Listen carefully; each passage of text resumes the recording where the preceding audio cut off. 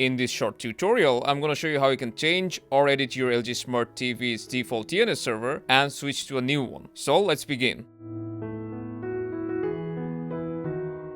So we'll open Settings. From there we need to go to Network. Now go to Wi-Fi Connections and enter other network settings. Then go to Advanced Wi-Fi Settings.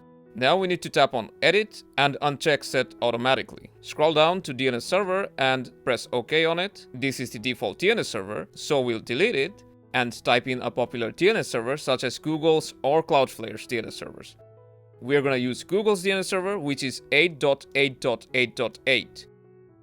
There's also many other options you can choose from, which can perform better for you. So after putting in the DNS server, we'll hit enter and then you need to connect. And as you can see, we are now connected through the new DNS server. So you can just exit out from here and enjoy better network speed on your LG webOS TV. Hope this video helped you out. Make sure to stay tuned for more.